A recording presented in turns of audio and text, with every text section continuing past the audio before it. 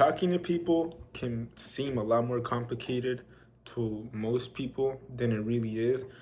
And it's kind of funny because um, in the terms that we're talking, which is, in business, marketing, networking, pitching, talking to people is in my opinion easier when you know what the goal is and you know what you're looking for than it is when it's just with a random stranger.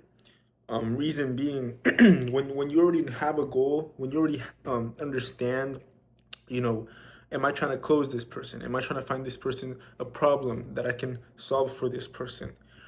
Am I trying to convince this person of something? If you already know what the goal is, oftentimes creating those guardrails along that conversation seems to be more, I want to say, straightforward and just natural. And obviously that comes with a little bit of practice. I won't lie. When I was 18, I remember I first started doing sales for Verizon here in New York. I was selling Verizon internet and we were doing door-to-door sales, which is, in my opinion, the trenches of sales and just talking to people, because most people hate you. They actually hate your guts. And I remember, people would curse me out. They would threaten to beat me or just call the cops. Some people were really nice and they would offer food. Other people just hated us, absolutely, and with good reason too. Nobody likes, well, most people don't like, a solicitor in their yard on a Saturday morning when you're trying to, relax and watch the football game or whatever. But I think a lot of people overcomplicate really what it is um, to be good at just communicating with somebody and getting your point across, reaching your goal. Now, one of the main things that I do want to go over is that in terms of sales, like pitching somebody, trying to find the issue to solve for them,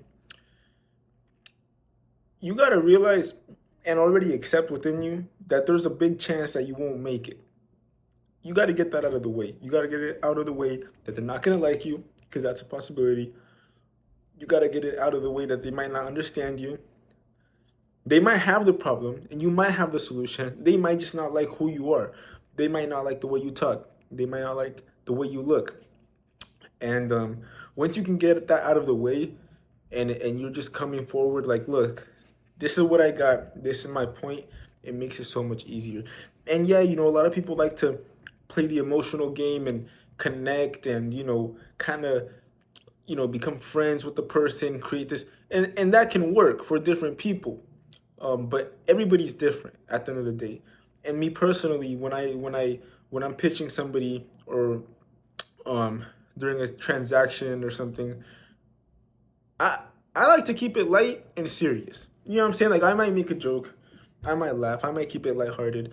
When people are mad at me and it looks like they want to, do something to me, but we're in the middle of a transaction or a negotiation, especially in the line of work that I do, um, where I deal with some sketchy people sometimes. To me, it's like, bro, listen, you're here because you need this, and I'm here because I can provide that solution from you and I benefit from it. So we can either do this and get to the point, or you can stay mad at me and we cannot do this. But that's the mindset that I have going into it. It's either we do it and everybody benefits, or we don't and nobody benefits. But at the end of the day, most of the time, if you find yourself in this type of situation, they need you more than you need them. Most of the time, especially if you're in a service or in a product, you know, kind of career, like where you're providing something for somebody, some sort of solution. It doesn't matter what it is. Now, a lot of the times, a lot of people also think that, talking to somebody means, they have to think that you're cool, or that, that you're of use to them, or simply connect with you. Some of the best bands in the world, some of the best companies in the world, um, some of the best art in the world is created by people who don't like each other, and that's the truth. Because just because you like or don't like somebody does not mean you're gonna work or not work good together. What really matters is the skills that one person possesses and the other, and what both people could do with it, or what one person brings to the other that the other person could have use for, or what one person can help both people flourish from. You feel me? But usually, when it comes to these types of verbal transactions, either one person is benefiting off of it or both are. But if one person is benefiting off of it, usually that person is the one trying to convince the other person, you know what I'm saying, why they should interact, why they should be part of this, why they should, you know what I mean? And it's not, it's simply not that difficult to get that out of the way. Once you can get that out of the way, figure out who is the person providing what, who needs what, why do they need it.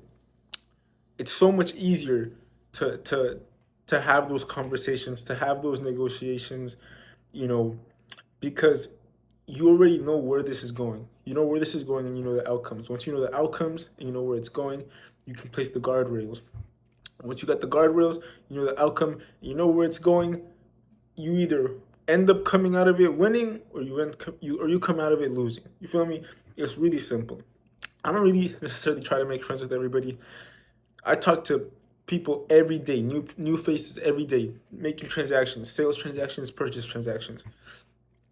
And at first, I did try to like make connections with everybody, get kind of a little, include a little bit of emotion, a little bit more personality into it, of like, oh, trying to just hold, kind of hold hands with people. But eventually, you get tired of it, especially the longer you do it, and the more experience you get, and you start to realize that that's not necessary at all. And a lot of people actually appreciate that.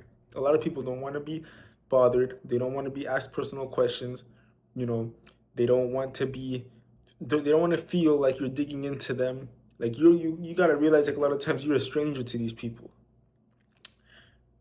Some people just want the solution put in their face. Some people just want you to throw it in their face, pitch it, go. What are you offering me? What is it? How much? You know what I'm saying? How much are you gonna give me? What are you offering me?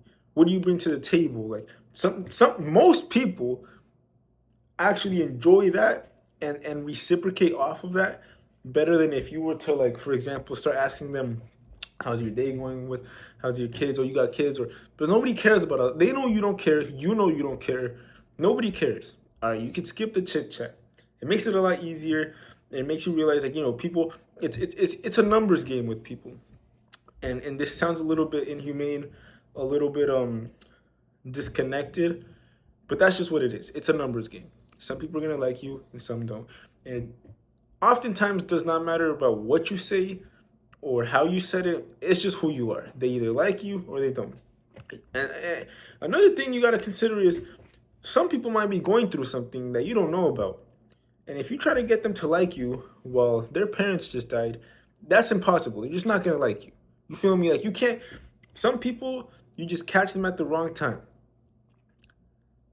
And you can still close them because they don't care about you. They care about the solution. That's what you're there for, and that's what they're there for, right? Um, yeah. I would also strongly advise people starting off, or just trying to increase their skills when it comes to talking to people, um, especially for transactions. I think that's like the main point of this video. If you were really just trying to watch this video to, like, talk to find a significant other, there's like a million videos on YouTube for that. You feel me? But if in this type of situation, right, when if your goal is just to get stronger at it, the solution is to just do it more. You feel me? For those who don't often meet up with people, but you find yourself in situations like business meetings, even though you're not a salesman for your business, where the value and the importance of the conversation, of the interaction is high. For those types of people who occasionally find themselves in those types of situations, my best advice would be to be direct. Why? Because if the other people have experience in sales, or just have more experience than you in general, they're gonna know off bat how you feel. They're gonna know that you don't do this that often. They're gonna know that you're not socially prepared. They're gonna know, and honestly, it doesn't matter because all of that stuff is out of the question when it comes to who has the solution and who has the problem. You feel me? And that's why I say this. You got to find out what the problem is, what the solution is, who has it, and how you guys can make it work. That's all it is. That's all the social interaction is when it comes to business, sales, marketing, networking. It's who has the solution for the other person, or how can both people benefit from this. Um, so yeah, it's just it's really not that hard. Now, some people like to add twists. Some people like to have fun while they do these interactions. Knowing already, like I just said earlier, that a lot of people don't care who you are or what you say. Like, they either like you or you don't. Some people just want you to pitch them directly. Some people like to have fun. They start adding little flings to what they do. Some people get a little bit more physical. They put hand on shoulder. They rub elbows. There's other people who just like to say bad words because it adds a little bit of spice to their conversation. That's people who like to play around and just try extra things just because they've done this way too many times. You could do that, but there's no point in getting into that. There's no point in trying to switch up your personality to do a sale. There's absolutely no point. Because at the end of the day, whether you do or don't, it's not going to change the outcome of any of your sales. Most people don't care about that. Like I said, they absolutely do not care. To them, they see you as somebody who just popped up or somebody who they are forced to talk to figure a problem out or to find a solution or to pitch a solution to or somebody who needs something from them. Like most people don't care who you are or what you got to say or how you say it. They just care about what we can do about it. That's what people care about, especially here in the United States. I don't know if you go to Italy or Germany, a lot of people, they care more about who you are and your personality when it comes to the sales. But, I'm assuming if you're watching this video, you live in the United States. It's not that difficult. It's really not that difficult. I think if I was younger, if I could talk to my younger self before I learned this, and I was just thrown in the fire to talk to hundreds of different people a week, every single week, different faces, different faces, different faces. At the very beginning, if I could talk to that version of myself, I would just tell him like, bro, this is a numbers game. It doesn't matter who you're talking to. Just get to the point. That's it. Another thing, this is a big one. Rebuttals, when people try to say yes and, yes but. When it comes to rebuttals, now you just can't care. If you're pitching something to somebody or you're offering them a price for something and they're like, yeah, but I want this, or yeah, but I don't know, I need to talk to my wife. Oh yeah, but okay, fine. That's when you get bored. That's when it's like, okay, bro. Because you got to realize, like we said, you don't care who they are. You really don't. And they don't care who you are. If they're creating an excuse to get out of it, cool. Let them get out of it. That's fine. And a lot of the times, if you don't fight it, they're going to be like, oh, because now they're not important. Now they feel like you've detached. Now they feel useless. And it works. Sometimes they come back and sometimes they won't. But like I said, you got to be prepared. Like a lot of the times, the people aren't going to want what you're selling them. A lot of the times, the people aren't going to take your offer. A lot of the times, people might not want to put up with your conditions. You feel me? So when it comes to rebuttals, you not even play it cool. You just gotta be cool about it. And that's a big one that I feel like comes with time. I don't think you can like force yourself to be cool about getting rejected, especially in early stages. I think getting rejected in the early stages is usually what matters the most, and people get scared of the most because to them it matters the most. It shouldn't matter the most, but obviously when you're first starting, it matters the most. You feel me? But yeah, like just letting it go, just being like, all right. So, and sometimes it stings. Sometimes I make a big effort to meet with somebody, and they switch it up last minute. They create an excuse as to why they can't go through with it. All right, bro, that's fine. Move on. The quicker you move on from it, the sooner you win. The longer you stay there, wasting both of you guys' times, the longer you stay there trying to go or like even mentally, the longer you stay there mentally, being upset about it, oh man, like this fucking dickhead wasted my time, and the longer you do that, the longer it's gonna take before you get your next one. It's a numbers game. And it's not even a time game either. Like, you don't have to do all these people in a certain amount of time. But what I'm saying is, the longer you stay stuck on somebody's rejection or whatever, the longer you stay stuck on it, the longer it's gonna take for you to recover or win or make up that time, make up that money, make up that effort. I promise you.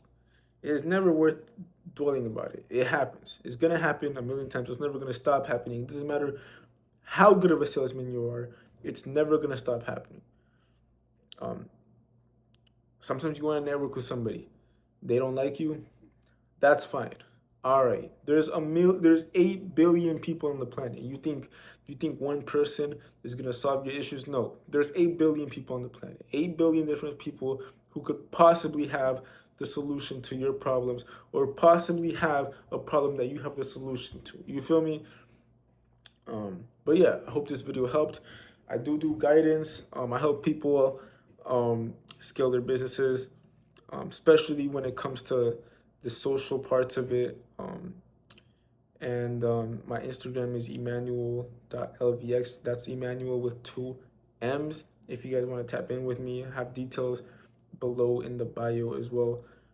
But yeah, stay posted. If you guys like these videos, if you guys want to learn more, make sure to subscribe. You guys have a good one.